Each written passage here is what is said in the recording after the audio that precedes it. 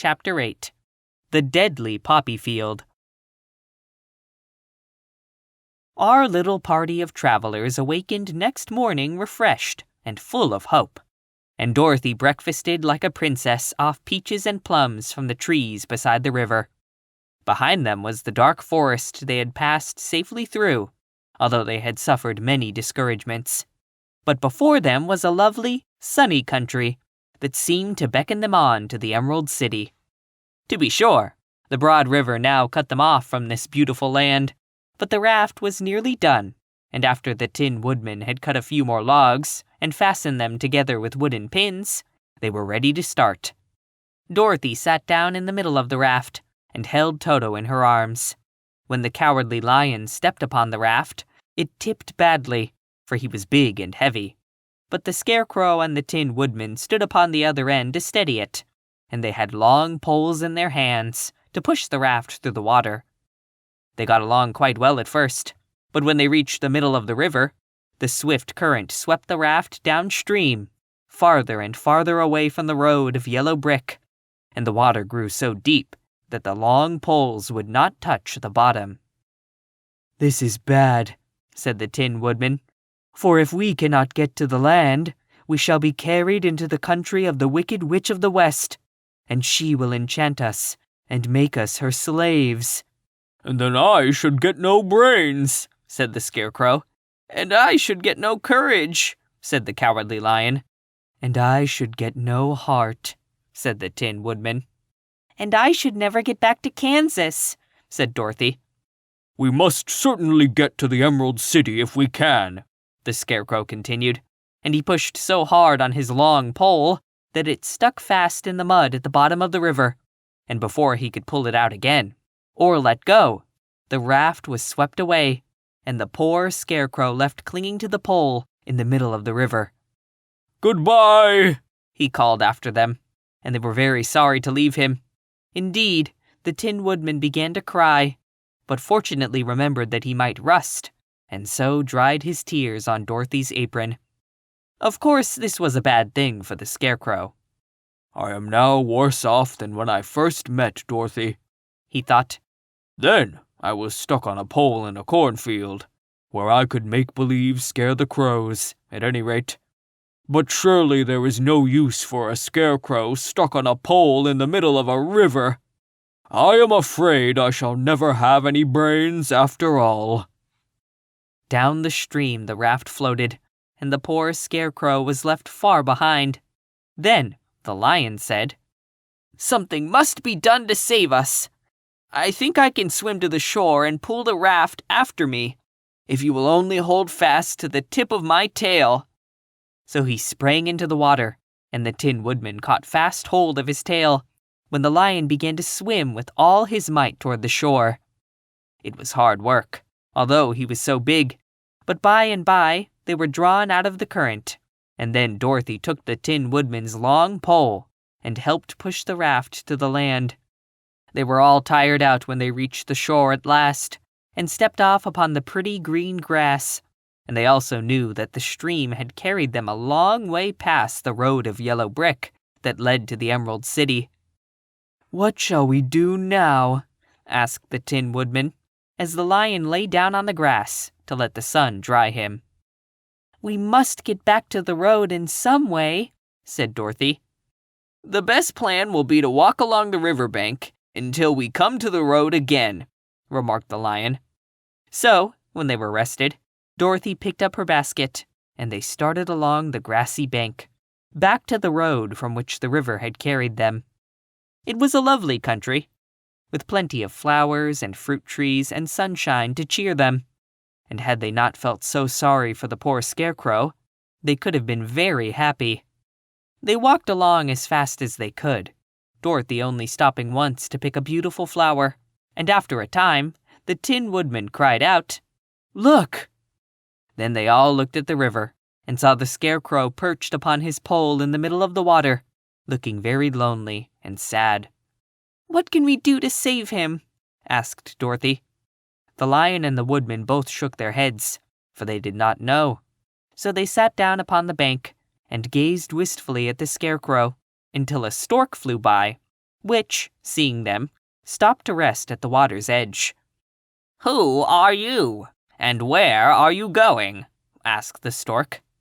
"I am Dorothy," answered the girl, "and these are my friends, the Tin Woodman and the Cowardly Lion, and we are going to the Emerald City." "This isn't the road," said the stork, as she twisted her long neck and looked sharply at the queer party. "I know it," returned Dorothy, "but we have lost the Scarecrow, and are wondering how we shall get him again." "Where is he?" asked the stork. "Over there in the river," answered the girl. "If he wasn't so big and heavy, I would get him for you," remarked the stork. "He isn't heavy a bit," said Dorothy eagerly, "for he is stuffed with straw, and if you will bring him back to us, we shall thank you ever and ever so much." "Well, I'll try," said the stork. "But if I find he is too heavy to carry, I shall have to drop him in the river again." So the big bird flew into the air and over the water, till she came to where the Scarecrow was perched upon his pole. Then the stork, with her great claws, grabbed the Scarecrow by the arm and carried him up into the air and back to the bank, where Dorothy and the Lion and the Tin Woodman and Toto were sitting. When the Scarecrow found himself among his friends again, he was so happy that he hugged them all, even the Lion and Toto. And as they walked along, he sang "Tol-de-ri-de-o" at every step. He felt so gay. "I was afraid I should have to stay in the river forever," he said, "but the kind stork saved me. And if I ever get any brains, I shall find the stork again and do it some kindness in return." "That's all right," said the stork, who was flying along beside them. "I always like to help anyone in trouble. But I must go now, for my babies are waiting in the nest for me.